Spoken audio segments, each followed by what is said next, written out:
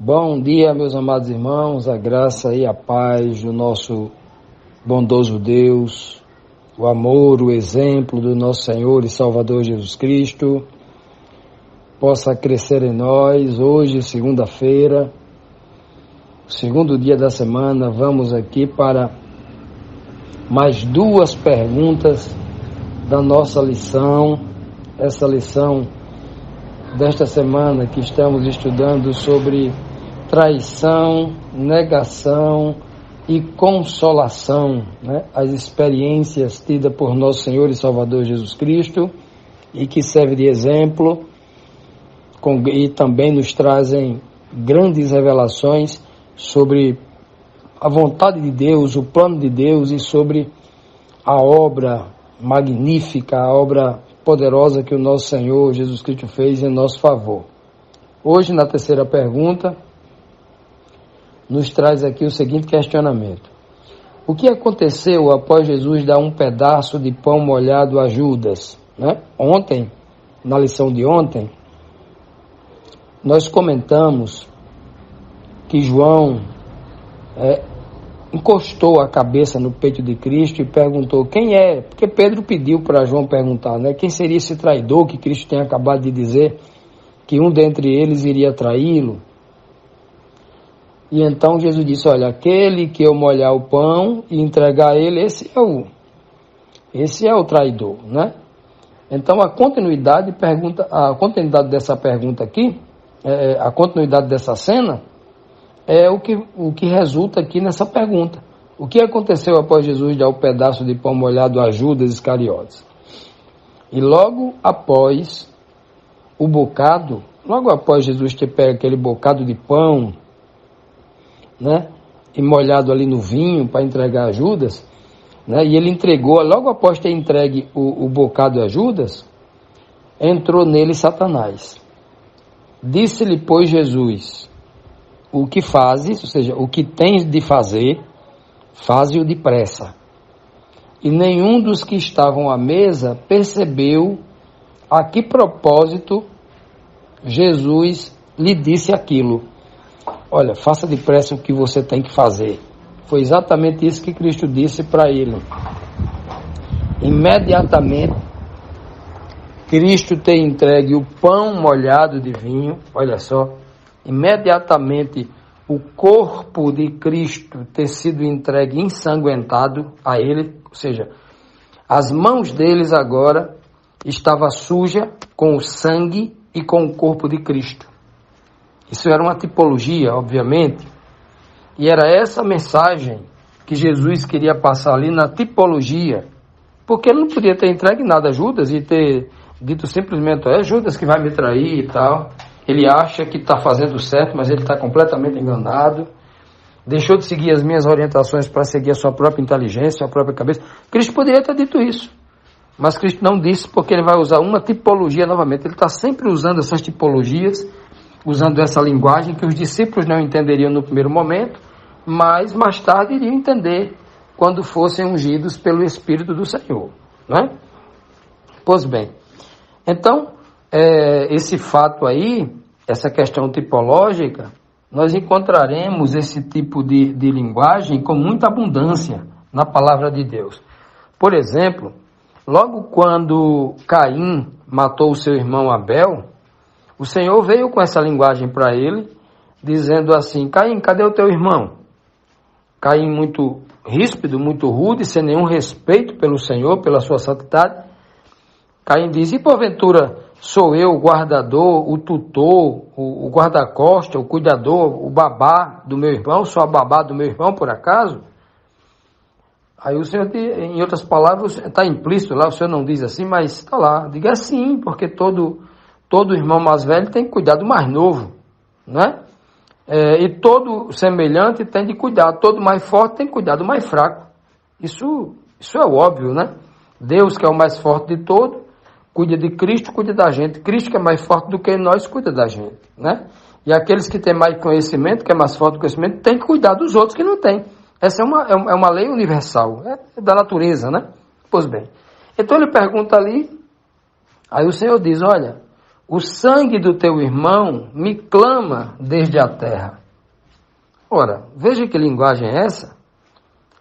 Sangue não fala, sangue não clama. A palavra clamar ali quer dizer falar, clamar, gritar, chorar, pedir justiça, pedir socorro, né? Então, o sangue de Caim jamais poderia falar com Deus. Mas é uma figura de linguagem que o Senhor está dizendo, Caim, quando eu vejo uma injustiça acontecer, é como se a pessoa estivesse viva me pedindo por justiça, porque todos os seres humanos anseiam que façam justiça. Todas as injustiças que são feitas com cada ser humano, eles desejam que as suas perdas sejam reparadas. Isso é de todo ser humano, não é diferente de Abel e nem é diferente do próprio Caim. Que se alguém fizesse alguma injustiça com Caim, ele queria que reparasse, ele também queria justiça. Todo ser humano é assim. Então, quando o Senhor Jesus pega ali um bocado de boca, né? Ou seja, uma porção que daria para colocar na boca, um bocado. Ele pega uma porção de pão, molha ali no vinho e dá para Judas, né? E Judas pega na mão aquele pão que Cristo tem acabado de dizer, este pão é o meu corpo. Este vinho é uma tipologia do meu sangue, o sangue que será derramado para que uma nova aliança venha com vocês, Deus renove a sua aliança com o seu povo, né? Então, era isso. Então, Judas estava ali recebendo a culpa, porque era uma tipologia do culpado, né? Veja que era o diabo que estava conduzindo a mente dele, porque Judas não deixou que a voz de Cristo, a voz do Espírito Santo de Deus em Cristo, falasse a sua mente. Esse tempo todinho, Judas vinha rejeitando a voz do Espírito Santo na sua mente. Judas havia cometido o pecado contra o Espírito Santo, que é justamente a negação reiterada da voz do Espírito falando à mente, e você rejeitando, e o Espírito tentando convencer do seu pecado, da justiça de Deus e do juízo de Deus que está acontecendo, né, que iria acontecer, tal. E Judas rejeitando essa voz, e a voz do Espírito na sua mente vai silenciando, porque na mente dele ele quer que a voz do mundo fale mais alto, a voz do mundo sufoque, cubra, seja maior, seja mais alta do que a voz do Espírito. E ele acaba cometendo pecado com o Espírito Santo, contra o Espírito Santo, porque é um pecado imperdoável. Se a única forma que eu tenho para me salvar, entrar no reino de Deus, ouvindo a voz do Espírito Santo, eu me arrependa, me converta. Ora, quem é que pode me convencer do pecado para converter? Só a voz, falando da minha consciência, a voz do Espírito de Deus. Mas Judas calou essa voz, né? E o diabo estava dominando a mente dele, porque o texto é claro. Quando Cristo entrega para ele aquele bocado de pão, que foi ensopado ali no vinho, imediatamente Satanás domina a mente dele, né? E Cristo fala ali com ele, mas, né?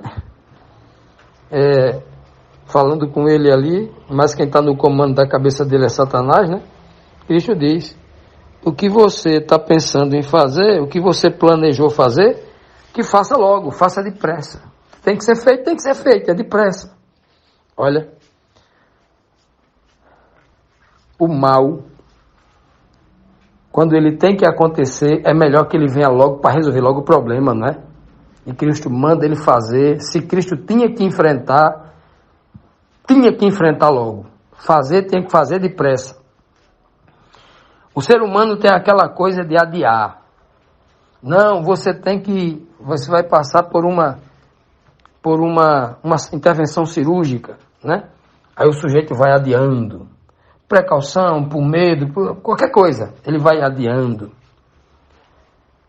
Uma dificuldade que ele está passando no trabalho, em qualquer lugar, na escola, até na própria família, se for o caso, né?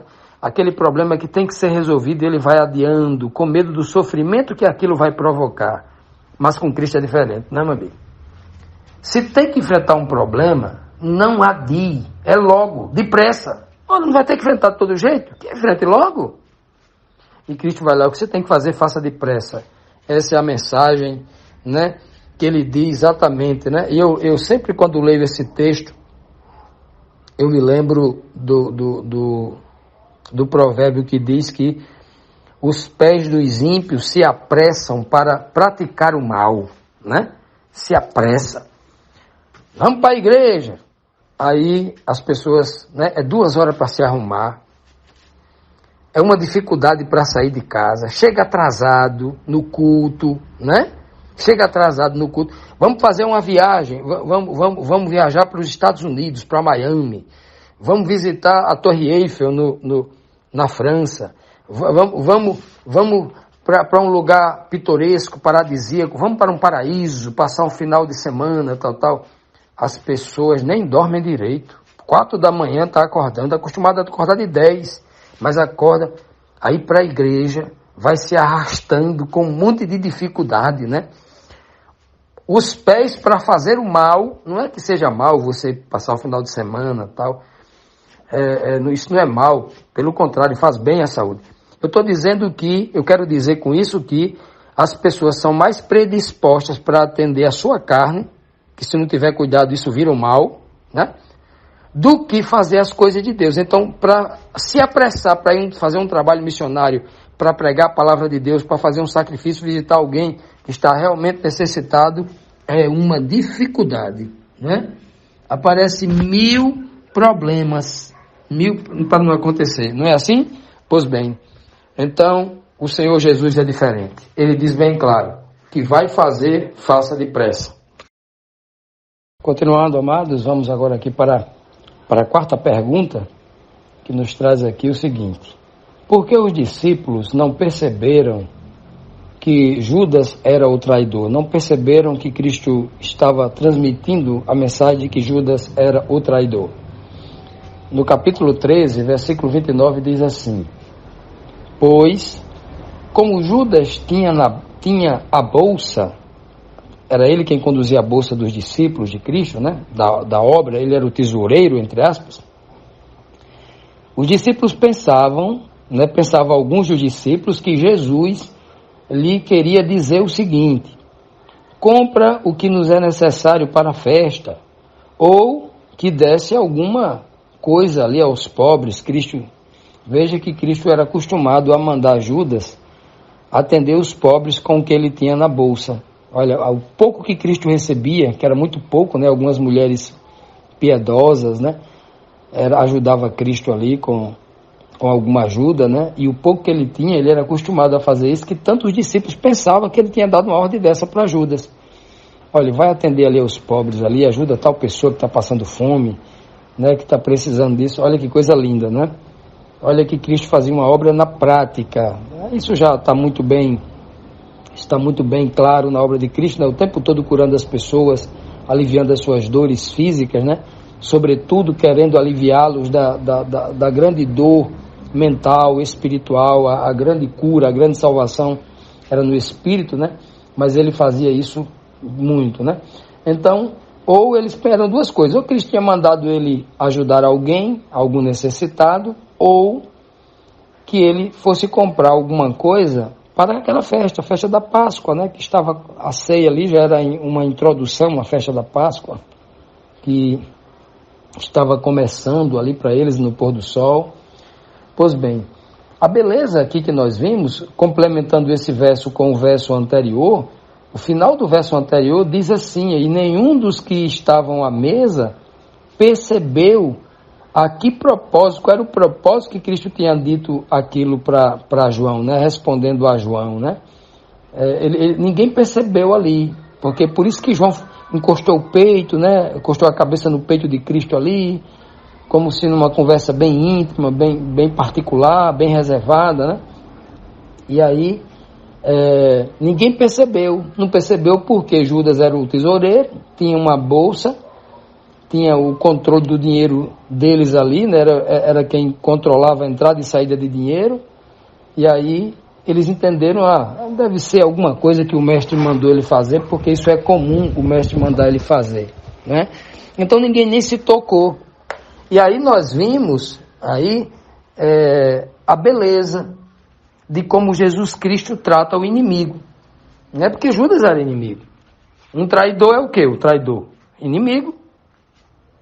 Como é que Jesus Cristo trata, né, o inimigo traidor, ele poderia fazer ali um escrachamento público, não é? Inclusive saindo dali, do âmbito dos 12, né? Mas levando ao público mesmo, a todos, que Judas era uma pessoa que não merecia nenhum tipo de confiança, que era capaz de vender o amigo por algumas moedas, né? Vender por dinheiro, trocar valores, né? Morais, éticos, valores espirituais eternos por dinheiro, uma coisa temporária que se você tiver todo o dinheiro do mundo, você gasta em pouco tempo. Então não tinha muito sentido aquilo, né? Tem sentido para o homem cego, carnal, o homem que não tem nenhuma sabedoria, o homem realmente que é guiado por paixões e tal. Mas aqui nós temos a beleza que Cristo faz isso de uma maneira tão suave, né? De uma maneira tão para não expor Judas. Cristo não quer expor Judas. Veja só a bondade dele, como é que Cristo é bom com o seu inimigo. Justamente porque Cristo só pede para a gente fazer aquilo que a gente pode fazer, aquilo que todo ser humano pode fazer. Quando ele manda orar pelo inimigo, né? Amar os inimigos, orar por aqueles que estão lhe perseguindo. Ora, quando ele manda fazer isso, é porque ele está fazendo na autoridade de que ele já fez, que ele faz, né? E ali a bondade com Judas, né? Mesmo diante de um impacto emocional ali, mesmo diante ali com a mente conturbada, o espírito completamente perturbado diante da revelação que o Pai lhe fez, né? E agora, Jesus Cristo, com todo o amor do mundo, com todo o cuidado para preservar, já imaginou se Cristo fosse um sujeito emocionalmente ali instável, né? Não tivesse o poder de Deus ali, o Espírito de Deus consolando ele, Jesus Cristo poderia ali fazer um discurso, um discurso de vítima, completamente legal, né? Um discurso de vítima, porque ele estava sendo uma vítima ali. O que ele iria provocar ali? Ia provocar ira nos seus discípulos, e os discípulos provavelmente iria para cima de Judas, ia bater nele, ia espancar, podia fazer alguma coisa, até matá-lo ali, né? Mas Jesus não faz isso. E aí nós temos o exemplo maravilhoso de alguém que sabe, nos dando o exemplo de alguém que quer que a gente aprenda com ele, aprenda com esse testemunho, com esse caso verídico, com esse caso real, né, que aconteceu com ele, nos ensinar como a gente deve lidar com aqueles irmãos que estão conosco, né, mas que em determinado momento as suas ações depõem contra eles de que eles estão contra nós, contra a comunidade cristã, contra a igreja, contra o povo, contra você, contra a mensagem, contra a obra, contra o reino dos céus, contra aquilo que é verdadeiro, né? E como lidar com isso? Está aí o exemplo. É possível lidar com isso? É, porque Cristo já nos provou que é possível e essa é a melhor maneira. Não é necessário que a gente exponha, porque o homem não tem o poder de eliminar o mal na cabeça daquela pessoa que já escolheu o mal. Não tem esse poder, não foi dado ao homem. Na verdade, nem Deus tem esse poder a partir do momento em que ele estabelece um princípio chamado livre-arbítrio. A partir do momento em que ele dá o poder a todo ser humano ímpio e justo. Todo homem, não importa quem ele é, né? A todo homem ele tem o poder de escolher o seu destino, escolher as suas ações, quer seja para o bem, quer seja para o mal. Então, nem Deus poderia entrar na cabeça de Judas à força e converter Judas. Então, como é que a gente vai fazer isso? Já imaginou? Se a gente tem dificuldade de escolher as nossas escolhas, de decidir por nós mesmos com grande dificuldade, imagine decidir pelo outro. Então, não tem outra coisa a fazer a não ser imitar como Cristo fazia. Esta é a melhor maneira para nós estarmos em paz conosco mesmo diante de toda a justiça, diante de toda a verdade, é fazer isso como Cristo. Tem alguém contra nós? Tem alguém falando mal? Tem alguém traindo? Tem alguém fazendo alguma coisa contra você por trás? Ore por ele. Não é? Não leve esse escândalo a público, não coloque outras pessoas contra aqueles que estão lhe fazendo mal. Não é? Nós não temos esse poder. Entrega nas mãos do Senhor e o Senhor fará tudo. Que o Senhor nos abençoe, que o Senhor nos livre desse mal.